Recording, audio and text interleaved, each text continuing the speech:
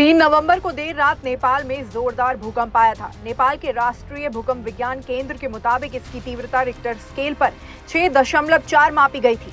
झटके दिल्ली एनसीआर और उत्तर भारत के कई इलाकों में भी महसूस किए गए थे।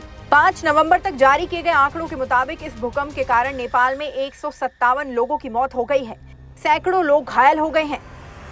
इस शक्तिशाली भूकंप के बाद भी नेपाल में आफ्टर शॉक्स भी महसूस किए गए, जिसने लोगों की परेशानी और ज्यादा बढ़ा दी।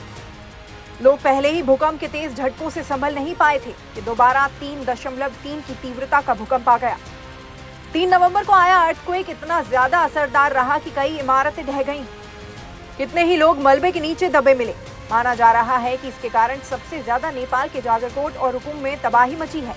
यहाँ जानमाल को काफी नुकसान पहुंचा है। जानकारी के अनुसार भारत नेपाल बॉर्डर से लगभग 98 किलोमीटर की दूरी पर स्थित जाजरकोट भूकंप का केंद्र रहा। लोगों ने सुनाई आप बीती। इस भूकंप ने कितनी तबाही मचाई है, इसका अंदाजा तस्वीरों को देखकर लगाया जा सकता है, लेकिन जिन पर गुजरी उनके दुख का अंदाजा भी लगा पाना शायद मुश्किल है। कितने ही लोगों के घर उनकी आंखों के सामने ताश के पत्तों की तरह बिखर गए। जहां कभी उनके सपनों का घर हुआ करता था, वहां आज ईंटें और मलबा पड़ा दिखाई दे रहा है। घायलों को अस्पताल में भर्ती कराया गया। उनके शरीर पर लगे जख्म तो शायद जल्दी ही भर जाएंगे, लेकिन भूकंप के कारण उनके जीवन में मची तबाही को भूल पाना उनके लिए बहुत मुश्किल होगा। एक शख्स ने बताया कि लोग अपने घरों को छोड़कर बाहर आ गए थे और उन्हें खुले मैदान में सोना पड़ा। हम रात भर यहीं पर सोए हैं, इसलिए हम बहुत परेशान है। आपको कहाँ चोट लगी थी? आपको हाथ में चोट लगी थी, हाथ में डूंगा गिर गया था, इसलिए हाथ में चोट लगा था। ये स्कूल के ग्राउंड में पाल ओढ़ कर रात भर वहीं सोते हैं डर के लिए। घर का कोई मतलब नहीं, उनको अपना जान बचाना है, इसलिए सब यहीं सोए हुए हैं। जाजरकोट में अस्पताल के बेड पर लोग सुबक सुबक कर रो रहे हैं। किसी ने अपने घर को खोया तो किसी ने किसी अपने को हमेशा के लिए गंवा दिया।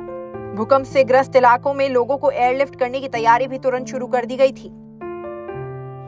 भारत बना मसीहा। इस मुश्किल घड़ी में पड़ोसी देश की मदद के लिए भारत आगे आया है। भारत ने नेपाल को रिलीफ मटेरियल भेजा है, जिसमें खाने पीने का सामान और जरूरी दवाएं शामिल हैं। मेडिकल सप्लाई की बात करें तो भारत ने नेपाल को लाइफ सेविंग ड्रग्स के साथ साथ सर्जिकल सामान भी भेजा है, ताकि पीड़ितों की मदद की जा सके। बता दें कि 5 नवंबर को भारत के नेबरहुड फर्स्ट पॉलिसी के तहत भारतीय वायुसेना के C-17 ग्लोबल मास्टर के जरिए राहत सामग्री नेपाल तक पहुंचाई गई। भारत ने सबसे पहले मदद का हाथ नेपाल की ओर बढ़ाया है। पीएम मोदी ने भी सोशल मीडिया प्लेटफॉर्म पर नेपाल में आए भूकंप के कारण मची तबाही पर शोक जताया है। इस टॉपिक पर आपका क्या कहना है, हमें कमेंट सेक्शन में बताएं।